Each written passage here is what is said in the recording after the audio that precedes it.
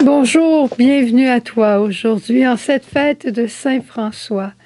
Dieu est et cela me suffit. Ça, c'est la parole avec laquelle Saint François est sorti d'une grande nuit de l'esprit. Cette parole profonde, cette parole qui, je dirais, qui embrasse tout le mystère du Christ. Dieu est et cela me suffit. Pour en arriver là, François a vécu beaucoup de purification et je suis certaine que tu connais la vie de François. Il y a tellement de films les plus merveilleux les uns que les autres. Mais il y a quelques points de la vie de François que j'aimerais regarder avec toi. Je ne peux pas te raconter toute sa vie, mais il y a des points qui m'ont touchée plus particulièrement. C'est comment il a compris au fur et à mesure, comme nous autres, qu'est-ce que le Seigneur attendait de lui? Au départ, il cherchait les gloires, il cherchait l'honneur, il voulait être populaire. Après ça, le Seigneur lui demande d'être présent, lui, dans une rencontre particulière dans une église. Puis là, François commence à se départir de certaines choses, à choisir la pauvreté. C'est là qu'il va rencontrer, pendant ce temps-là, un lépreux qu'il va embrasser et qui va connaître une joie nouvelle. Ensuite, il va aller à Saint-Damien et là, il va voir le crucifix comme le Christ qui se détache et qui vient vers lui et qui lui dit « François, va rebâtir mon église qui tombe en ruine. » Et après ça, François, qu'est-ce qu'il fait? Il ne va pas voir le pape tout de suite, il ne cherche pas des disciples. François prend des roches, prend des pierres, puis il commence à bâtir l'église. Un peu plus tard, le Seigneur va lui dire « Va et proclame ma parole, François. » Tout ça pour dire que la sainteté, elle naît dans un cœur d'homme, un cœur de femme, et elle grandit tout doucement au fur et à mesure que le Seigneur veut bien se révéler. Et l'homme avance en comprenant ce qu'il peut. Mais le Seigneur, lui, est fidèle et il nous rattrape toujours. Il aurait pu laisser François continuer à rebâtir des églises, mais non, il y avait beaucoup plus que ça pour lui. Alors, il l'a conduit à l'intérieur de ce projet. Et là, François, à un moment donné, va aller voir le pape Innocent III avec ses frères, 12 frères qui arrivent chez le pape habillés comme des espèces de quêteux et moins encore que ça, pieds nus, et qui demandent d'être reconnus comme une communauté. Eh bien, le pape Innocent III, il le regarde, puis il dit, ça doit être un groupe de radicalistes comme les autres, parce qu'il faut se rappeler que l'Église est en péril. Alors, il y a toujours des gens qui se lèvent puis qui essayent de faire des réformes. Alors, le premier coup, il renvoie. Et François revient. Puis finalement, le pape Innocent lui dit, mais c'est quoi ta règle? Alors, il lui tend l'Évangile, puis il dit, elle est là, ma règle. Suivre le Christ, pauvre, chaste et obéissant. Vivre radicalement à la suite du Christ. Puis là, le pape se dit, mais ça n'a pas de bon sens. Puis là, il y a un cardinal qui s'arrête, et ça, j'aime beaucoup ça. Il y a un cardinal qui s'arrête, qui lui dit, mais sa sainteté, si on dit que ça n'a pas de bon sens, sa règle, c'est comme si on disait que l'Évangile ne se vit pas. C'est impossible de vivre l'Évangile. Alors que la grande radicalité de François, c'est de vivre l'Évangile intégralement. Le christianisme doit se réveiller et s'attacher au Christ. Dieu est vrai, il est la source de notre joie, il est celui qui nous fait vivre. Alors, le pape Innocent le reconnaît.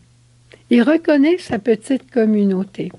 Et c'est comme ça qu'ils vont retourner, que la communauté va s'agrandir au fil des années.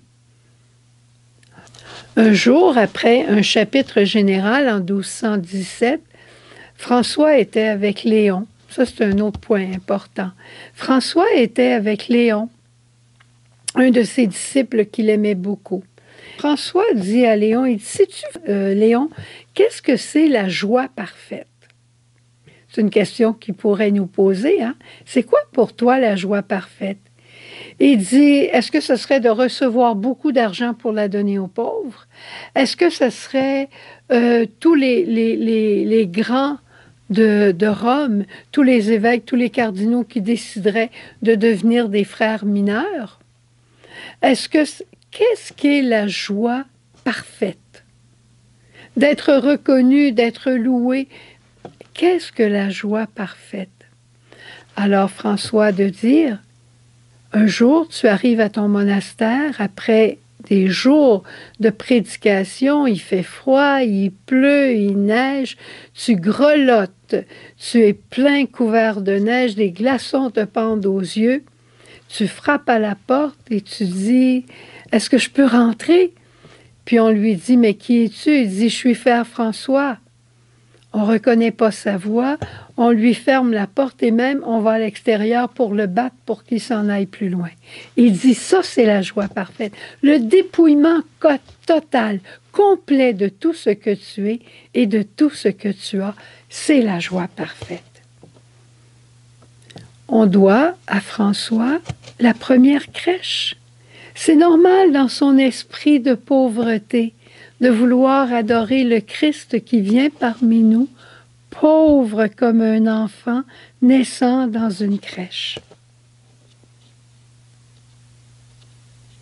Et 2 ans avant sa mort, alors que François était en prière, il demande au Seigneur, après l'avoir aimé tellement, il dit « J'aimerais connaître, Seigneur, les douleurs de ta passion.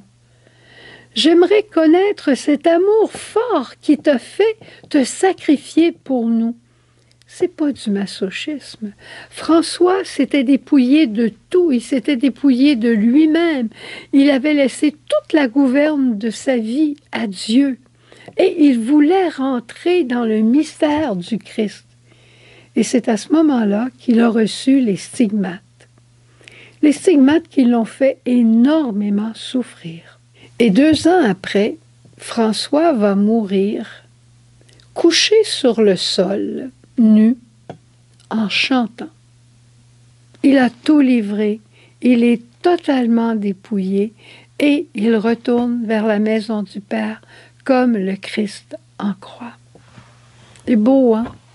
En terminant, j'aimerais te parler d'un passage que j'ai lu dans La sagesse d'un pauvre de Éloi Leclerc, un franciscain. Je trouve qu'il est très à propos avec tout ce qu'on vit dans notre monde présentement, tout ce qu'on entend de la guerre en Ukraine, de l'Hezbollah, Hamas, Israël, les élections aux États-Unis, en Haïti, les gangs, en Afrique, tout ça, et même dans notre propre pays, aux États-Unis, par rapport à des hommes politiques. On n'a pas la même attitude que Jésus par rapport à eux. Et regarde ce que François dit. Nous ne pouvons pas demeurer indifférents devant le mal et la faute, reprit François. Mais nous ne devons pas non plus nous irriter ni nous troubler, maudire des hommes politiques, souhaiter leur mort. Notre trouble et notre irritation ne peuvent que gêner la charité en nous-mêmes et dans les autres. Il nous faut apprendre à voir le mal et la faute comme Dieu les voit. Cela, précisément, est difficile, car là où nous voyons naturellement une faute à condamner ou à punir, Dieu, lui, voit tout d'abord une détresse à secourir. Le Tout-Puissant est aussi le plus doux des êtres, le plus patient.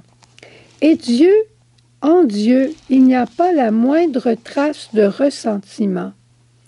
Quand sa créature se révolte contre lui et l'offense, elle reste toujours à ses yeux, son enfant bien-aimé. Il pourrait la détruire, il pourrait certainement. Mais quel plaisir Dieu aurait-il de détruire celui qu'il a créé avec tant d'amour? Tout ce qu'il a créé a des racines si profondes en lui.